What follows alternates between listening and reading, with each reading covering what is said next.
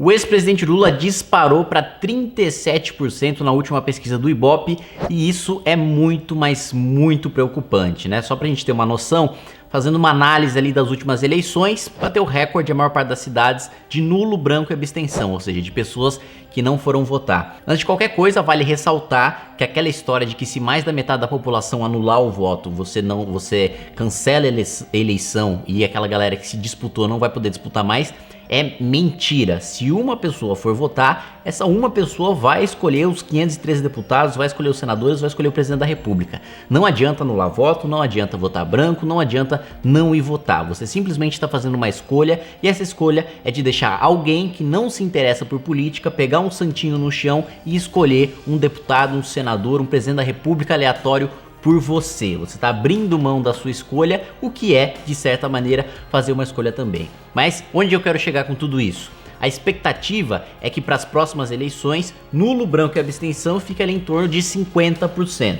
E isso significa que o próximo presidente da república vai se eleger com 25% mais um do eleitorado e não necessariamente todo o eleitorado que precisava nas eleições anteriores. Lula com 37% significa um risco real e um risco bastante iminente de vitória no primeiro turno. Mas espera aí, Kim, o Lula ele não pode disputar a eleição porque ele foi condenado em segunda instância. Correto, ele não pode disputar a eleição porque foi condenado em segunda instância, mas o crescimento do Lula mostra algumas coisas e algumas indicações bastante preocupantes. Primeiro, que mesmo depois de preso, mesmo depois de todos os escândalos de corrupção, ele ainda continua crescendo, aliás, mesmo depois do início da campanha eleitoral e do início dos debates presidenciais, o que significa que o eleitor do Lula tá pouco se lixando se ele roubou ou se ele não roubou, o que é muito preocupante, porque afinal de contas esse é um dos principais motivos para você não votar no Lula, que é o fato dele ser um ladrão, dele ser um bandido.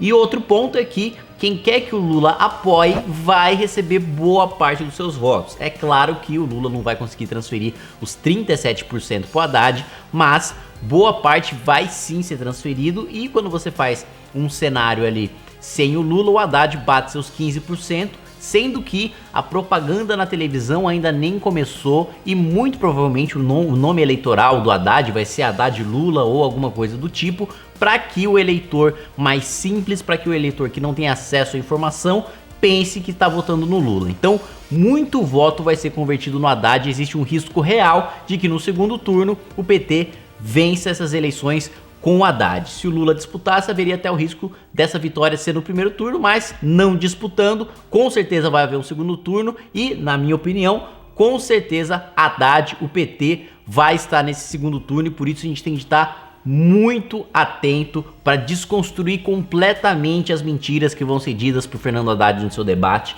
lembrar do caos que a cidade de São Paulo ficou na sua administração, que foi a pior administração da história da cidade, que ele perdeu aqui no primeiro turno. Aliás, historicamente, né, nenhum prefeito tinha perdido no primeiro turno, nenhum candidato tinha vencido no primeiro turno em eleições municipais na capital de São Paulo. Haddad foi o primeiro justamente por ter sucateado a cidade, deixado a cidade suja, deixado a cidade sem segurança, ter criado uma indústria da multa, ter colocado ciclofaixa mal feita em tudo quanto é lugar, em subida, em descida, praticamente um guache que você pinta lá no chão, que saiu com chuva, coisa que quebra no meio de árvore, no meio da passagem de carro, enfim, transformou São Paulo num verdadeiro caos. Isso é importantíssimo, independentemente de quem vá para o segundo turno com o Haddad. É importante a gente ressaltar, é importante a gente lembrar a população do quão desastrosa foi a sua gestão, e a análise que a gente faz é de que pode haver uma ruptura séria caso o Haddad vença as eleições no segundo turno, que em 2014 a gente já teve uma revolta muito grande quando o PT venceu, porque a sociedade já estava muito dividida, né? Metade tinha votado em Dilma, metade tinha votado em Aécio. Agora a sociedade está mais dividida ainda e existe um ranço, um rancor ainda maior e justificado contra o PT, principalmente nos estados do Sul, né, no estado de São Paulo, mais especificamente, que a gente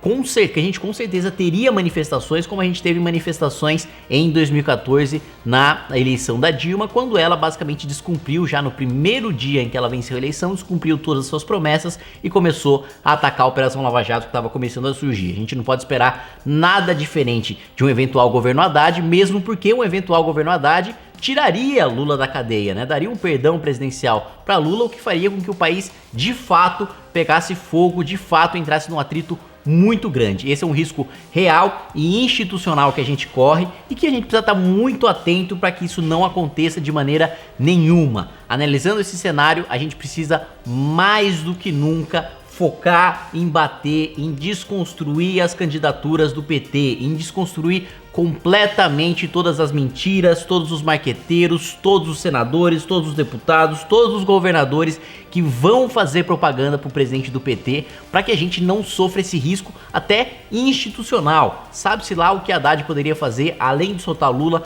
na presidência da República. Esse é um risco que a gente não pode passar depois do avanço do impeachment e depois de avanços como a PEC do teto e como a reforma trabalhista e o fim do imposto sindical. Então, para continuar nessa linha reformista, para continuar nessa linha de avanços, é essencial que a gente estampe, que a gente coloque ali um carimbo na testa do Haddad da sua gestão péssima aqui na cidade de São Paulo e que mostre que foi justamente pior para os mais pobres, que eles diziam defender, mas na periferia de São Paulo tomaram uma surra porque Haddad descumpriu todas as suas promessas. A gente precisa levar isso a nível federal e demonstrar que o Haddad, sendo presidente da República, não só vai descumprir todas as suas promessas, como vai deixar a periferia absolutamente de lado e vai governar só para suas elites amigas, como fez aqui na cidade de São Paulo.